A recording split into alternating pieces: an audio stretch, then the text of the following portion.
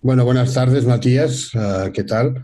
La primera pregunta, ¿no? En el torno, ¿no? De la democracia viva, de que en un par de semanas, ¿no? Ahora se inicia estos días la semana, ¿no? Que pues, lo hacemos en virtual en virtud de las circunstancias.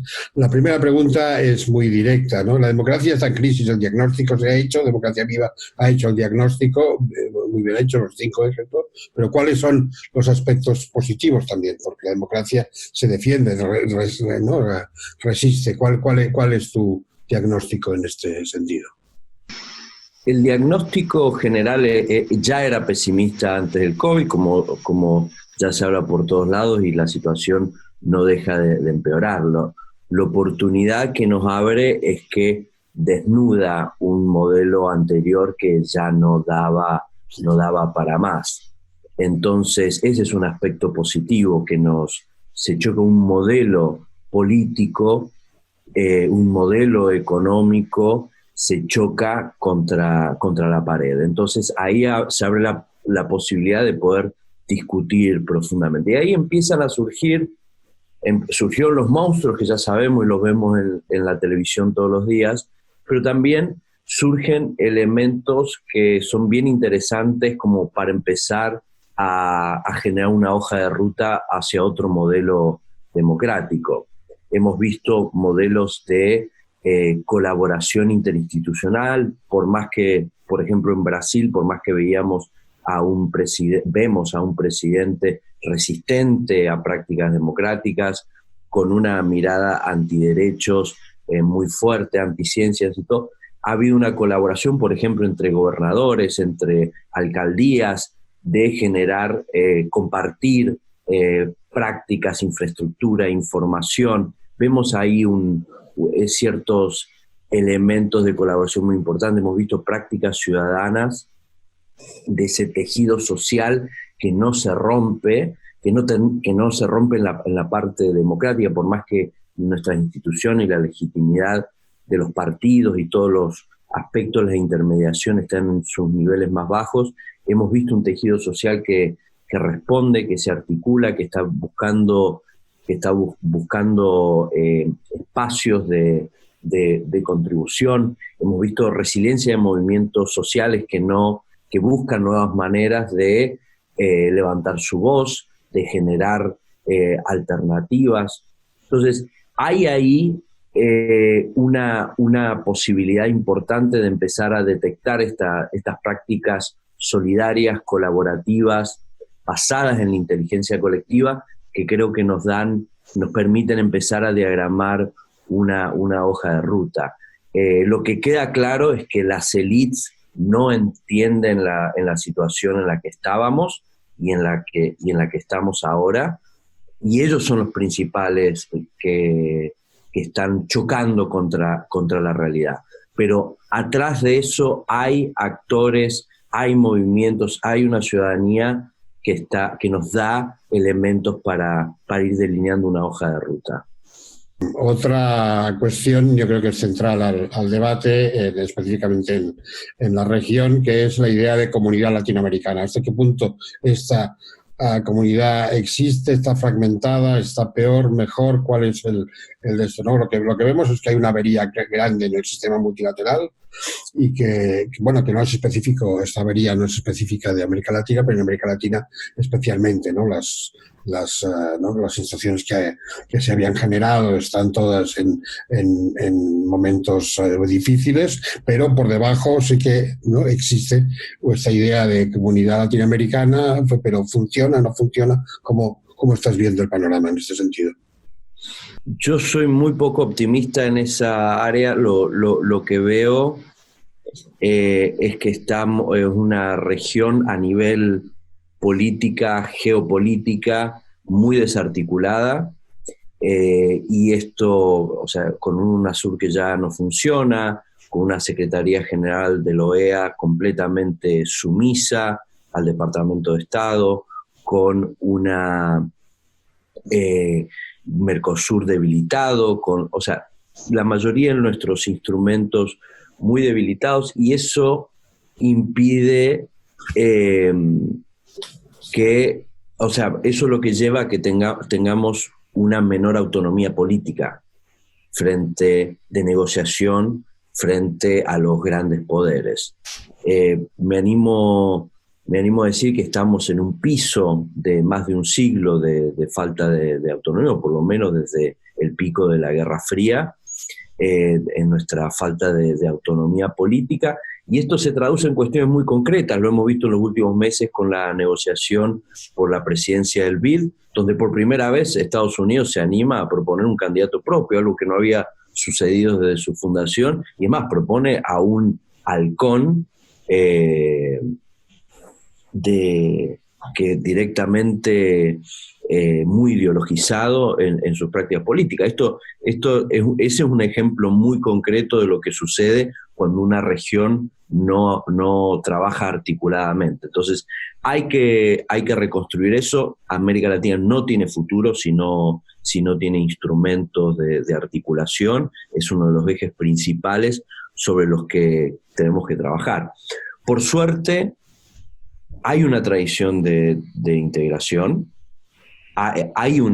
los esqueletos están, entonces se puede reactivar, y creo que el motor en este caso de la reactivación va a venir nuevamente de actores sociales, porque la sociedad sí sigue integrada, la sociedad trabaja a otro ritmo. Estamos hablando de intercambio desde la cultura, desde la música, desde lazos de amistad, de colaboración entre organizaciones, de cooperación entre universidades. O sea, hay una densidad de articulaciones regionales que dan una plataforma en la cual podemos reconstruir. Insisto, los esqueletos existen y les podemos dar vida. Yo ahí veo una luz de esperanza, digamos, en la articulación que se está dando entre Argentina y México, que están reuniéndose para poder dar esa batalla, de alguna manera, de reconstrucción política en la región. Veremos cómo avanza. La tercera pregunta gira en torno al tema inevitable de la COVID y la desigualdad. La desigualdad es la variable dependiente de esta crisis y ya preexistía de una manera lacerante en la región, pero ahora con la pandemia pues efectivamente es un tema central a cómo está afectando la pandemia a la región, ¿no? La desigualdad es al final la piedra de toque de todo lo demás en tema político, en tema democrático, en tema de derechos. ¿Cómo estás viendo esto? Bueno, sabemos que nuevamente veníamos de los 5 peores años de crecimiento económico en medio siglo. Veníamos de una situación de pérdida de derechos ya adquiridos, de reformas, de mostrar reformas que no se hicieron, de inversiones que no se hicieron. Entonces, nuevamente esto visibiliza y aumenta las falencias ya preexistentes. Entonces, la situación aquí es muy grave. Estamos hablando se estima al menos 30 millones de nuevos pobres este año, de crecimiento, y con un impacto diferencial en las mujeres, que tienen mayor informalidad de trabajo, que tienen la mayor carga de trabajo en las casas, que son mayor sujetas a la violencia, en poblaciones afro, indígenas, que también históricamente tienen menores accesos a bienes públicos. Entonces, ahí tenemos un grave problema, porque hemos visto el diferencial impacto que ha habido por, como decía, de informalidad del trabajo, de la poca inclusión digital, la poca inversión en recursos de salud. Entonces, y además lo que hemos visto al mismo tiempo que sucede esto, hemos visto que un puñado de los más ricos de la región han ganado en ese mismo periodo $50.000 millones más, según Oxfam. O sea, han multiplicado su riqueza al mismo tiempo que el 90% de la población se ha empobrecido. Evidentemente acá es un llamado a atención que necesitamos un nuevo acuerdo social. Y esto y ya se va delineando, porque alguna que se va discutiendo en la arena es la parte positiva de que se está hablando. Necesitamos un nuevo pacto fiscal. Necesitamos que los infraestructura y recursos educativos al Internet que sean derechos humanos. Porque hemos visto que quien no lo tiene, no puede tener los mismos derechos. Hemos visto la necesidad de ingresos universales ciudadanos. Hemos visto necesidad de políticas de paridad efectiva en cada una de nuestras ramas. Hemos visto también la necesidad de generar un nuevo pacto ambiental, donde estamos destruyendo la Amazonía. En el último año creció la deforestación más de un 50%, y hemos visto, además el COVID nos mostró que 3/4 partes de las nuevas enfermedades vienen justamente de nuestro avance, y nosotros tenemos el principal pulmón. Necesitamos ahí un nuevo pacto ambiental. Entonces, me parece que esto se va delineando, y el eje para mí que explica la mayoría de los males, de los sufrimientos, ya sea institucionales, ya sea económicos, ya sea hasta de seguridad, tienen una fuente principal, que es que tenemos la mayor desigualdad de diferentes dimensiones en América Latina. Entonces, creo que, si bien, como vos decías, es una variable dependiente de muchísimos problemas, creo que solucionar eso va a pasar a ser la variable independiente que explica la solución a la mayoría de nuestros problemas. Así que ahí viene un nodo de trabajo fundamental. ¿Qué sigue? ¿Qué se viene? ¿Qué hay más allá del debate? ¿Cómo visualizarías el establecimiento de una interlocución más efectiva entre la sociedad civil, iniciativas y debates, ideas surgidas de estos foros, y los policy makers, ¿no? Los legisladores, los gobiernos, la gente que está, digamos, aplicando las políticas? Ahí, en esta articulación, el impacto de iniciativas como Democracia Viva puede ser efectivo, pero ¿cómo lo estás viendo? A ver, vemos que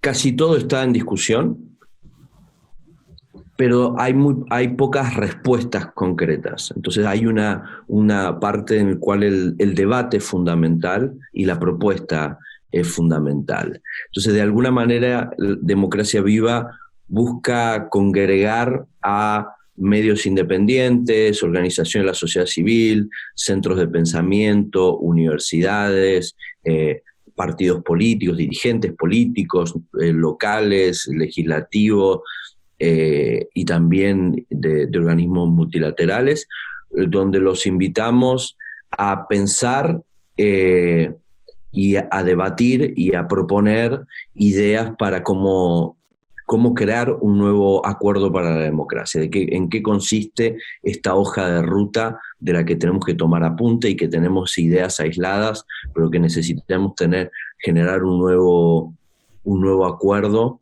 para ver cómo salimos más fuertes de esta crisis. Entonces, tenemos ahí, van a haber espacios de reflexión, van a haber discusiones disparadoras, van a haber contrapuntos, y van a haber también talleres y laboratorios para sentarnos directamente a diagramar qué tipo de Estado necesitamos para el siglo XXI, qué ideas necesitamos para evitar las situaciones de violencia que estamos experimentando, cuál es la hoja de ruta para políticas de paridad más eficientes. Lo que se busca en todos estos espacios es empezar a delinear una agenda concreta para la construcción de un nuevo acuerdo para la democracia. Hay una disputa desde lo narrativo, desde lo propositivo, que necesitamos contraponer frente a un avance de procesos antiderechos, antidemocracia, antiintegración, anti-protección del medio ambiente. Entonces necesitamos generar desde el campo de la defensa de los derechos, de la paridad, de la inclusión, del avance de la democracia, necesitamos tener una agenda concreta para proponer y que queremos que también tenga influencia en este superciclo electoral que se abre en lo que resta del año y el año que viene, donde la mayoría de los países de la región van a tener elecciones, ya sea legislativas. Chile va a un plebiscito constitucional, hay otros que eligen presidentes, o sea, se viene un año electoral muy importante y me parece que este tipo de espacios y de reflexiones esperamos que pueda nutrir al debate que se da en cada país para qué tipo de alternativas se van delineando. Bueno, vale. Los invitamos. Sí. Los tenemos que invitar. Entonces los vamos a invitar, vamos a estar ahora del 14 al 19 de septiembre con este ciclo de conversaciones, debates, talleres, laboratorios a los que se puedan sumar y pueden inscribirse en democracia-viva.org. Así que muchísimas gracias. Perfecto, gracias Matías.